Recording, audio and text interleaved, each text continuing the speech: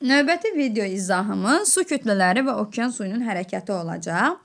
Deməli, uşaqlar, okean sularını hərəkətə gətirən əsas qüvvələr nələrdir? İlk öncə buna toxunaq. Biz bilirik ki, hər bir su səthində mütləq ki, hansı ki, okean olsun, dəniz olsun, körfəz olsun, göl olsun, hər birisində dalğa yaranır. Bəs bu dalğaların yaranma səbəbi nədir? Necə olur ki, su, belə deyək ki, hərəkət eləyir? Onu hərəkətə gətirən amillər küləklər ola bilər. Sonra suda baş verən zəlzələ, tsunami hadisələri ola bilər. Vulkan püskürməsi ola bilər.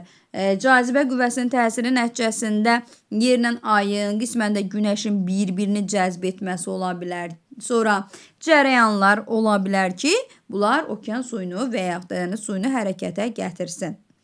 Okean səthində dalğalanma iki cür baş verir. Hansı ki, tektonik proseslərin təsiri nəticəsində olan dalğalanma, bir də atmosfer hadisələri olan küləklərin təsiri nəticəsində. Küləklərin təsiri nəticəsində yaranan dalğalar küləyin okean suyunun, belə deyək ki, sakit vəziyyətin pozması nəticəsində yaranır ki, bu da mütləq ki, küləyin gücünün küləyin öz sürətindən asılı olaraq dəyişməsindən yaranır. Yəni, həmin o külək dalğaları, yəni dalğanın hündürlüyü və yaxud da sürəti nə qədər çoxdursa, bu küləyin gücündən asılı olaraq dəyişir. Biz də demişik ki, əvvəlki dərslərimizdə küləyin gücü nədən asılıdır?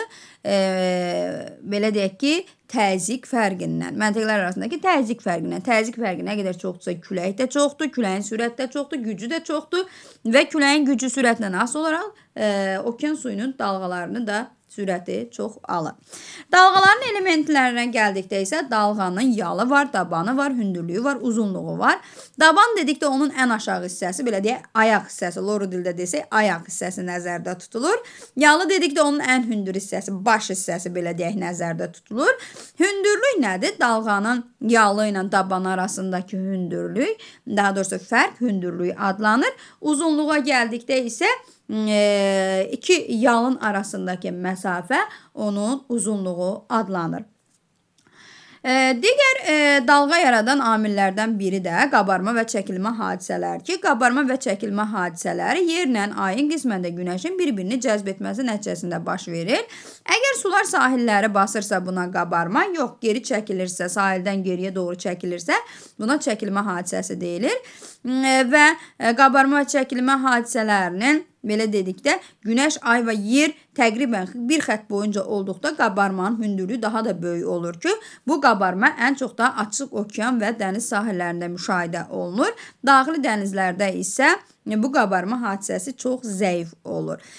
Hansı ki, ən hündür qabarma 18 metr hündürlüyünə malikdir. Bu da Şimali Amerikanın sahillərində yerləşən Fandi körfəzində müşahidə edilmişdir. Qabarma zamanı çaylarda bor hadisəsi baş verir ki, bor hadisəsi nədir? Bu zaman çayın mənsəbində suyun səviyyəsi qalxır və yaranmış dalğa çayın mənbəyinə doğru, yəni sanki çayın suyunu geriyə, mənbəyinə doğru hərəkət etdirir ki, buna bor hadisəsi deyilir ki, bu bor hadisəsi də Temza çayında daha çox müşahidə olunur. Çəkilmə zamanı isə su mənsəbə toplanmış çöküntüləri okeana doğru aparır və nəticədə bəzi çaylarda deltalar yarana bilmir. Yəni geriyə doğru çəkir deyə deltalar gəlib o mənsəbdə tökülüb, daha doğrusu o çöküntülər gəlib mənsəbdə tökülüb delta yarada bilmir. Qabarma və çəkilmə prosesinin öz əhəmiyyəti çoxdur. Hansı ki, enerji əldə olunur, gəmiçilikdə istifadə olunur, balıqçılıqda əhəmiyyəti böyükdür. Ən çox qabarma hadisələri Kanadanın Fandisində, Men körfəzlərində, İngiltərənin Bristol körfəzində, Fransanın Lamanş boğazında və Rusiyanın da Ağ dənizində müşahidə olunur. Bu hissəni mütləq yadımızda saxlayırıq. Bax, altından xətt çəkirəm. Bu hissəni mütləq yadda saxlayın. Testlərdə qarşınıza çıxacaq. Gəldik digər bayaq hansı ki dedim, suyu hərəkətə gətirən digər amillərdən biri zəlzələ və vulkan hadisələri idi ki, sualtı vulkan püskürmələri və zəlzələrin nəticəsində okean suyu hərəkətə gəlir ki, həmin o hərəkət nəticəsində dalğalar yaranır ki, bu dalğalar tsunami dalğaları adlanır. Belə deyək ki, bu dalğaların baş verdiyi ərazilərdə mütləq ki, insan tələfatlarına da rast gəlinir, yəni dağıntılar çoxdur, qaçılmazdır. Tsunami dalğaları zəlzələ ocağı olan ərazilərdən sürətlə kənarlara doğru hərəkət edir və zəlzələnin baş verdiyi yerdə dalğanın hündürlüyü 2-3 metr olduğu halda, yəni hansı ki o mərkəz hissə var, orada dalğanın hündürlüyü 2-3 metr olur, amma sahilə doğru gedəndə dalğanın hündürlüyü qalxır 8-10 metrə qədər və bunun da nəticəsində güclü dağıntılar, tələfatlar müşahidə olunur. Ən çox dalğalar da, tsunami dalğaları da Sakit və Hind okeanı sahillərində baş verir. Növbəti gəldik, okean suyunu hərəkətə gətirən amillərdən biri də okean cərəyanları adlanır. Okean cərəyanlarını yaradan başlıca səbəblər daimi küləklərdir və bir də daimi küləklər dediyimiz passat, qərb küləkləri və şimal-şərq, cənub-şərq küləklərindən gedir söhbət və bir də Coriolis qüvvəsidir ki, Coriolis qüvvəsinin təsiri nəticəsində cərəyanlar istiqamətləri müəyyən olunur. Hansı ki, bu cərəyanların şimal yarımkürəsində olan ekvatordan şimalda yerləşən cərəyanlar sağa doğru, cənub yarımkürəsində olanlar isə sola doğru meyl edirlər. Yəni atlasınızı, xəritənizi açıb fikir versəniz görəcəksiniz ki, ekvatordan yuxarıda olanlar hamısı sağa tərəf meyllənir. Cənubda olanlar isə sola doğru meyllənmiş olurlar.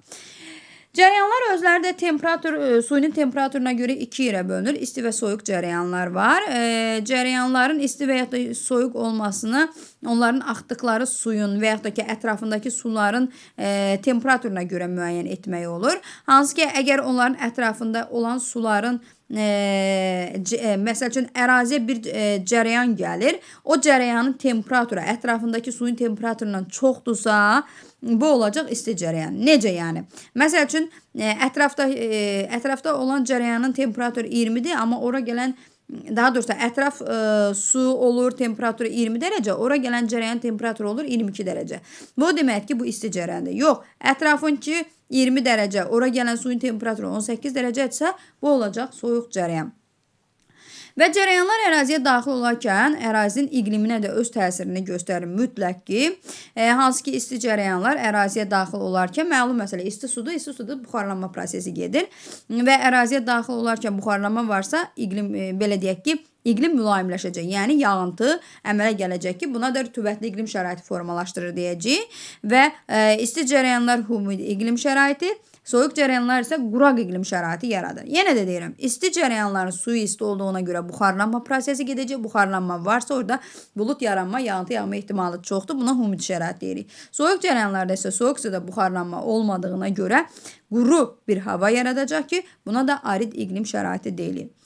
Və cərəyanların iqlim əmələ gətirici funksiyaları var, bunu dedik. Hansı ki, mənfi cəhətlərindən biri də cərəyanların sayı boyu çirkli suları və nefti özü ilə aparması. Yəni, harada çirkli su varsa, onu yığıb, aparıb özü ilə başqa bir əraziyə çatdırır. İsti cərəyanlar hansılardır? Krossiya, Holfstream, Şimal Passat, Norveç, Braziliya, Gviyana, Şərqi Avstraliya. Bunlar isti cərəyanlardır. Hansı ki, bu isti cərəyanların istiqamətləri burada verilib. Bunları mütləq öyrənirsiniz. Xəritənin üzərində mütləq göstərirsiniz. Lövhə üzərində çıxıb göstərəcəksiniz. Bunlar isə gördüyümüz kimi soyuq cərəyanlardır. İsti cərəyanlar qırmızı xətlə, soyuq cərəyanlar isə daha doğrusu göy xətlə xəritədə göstərilir.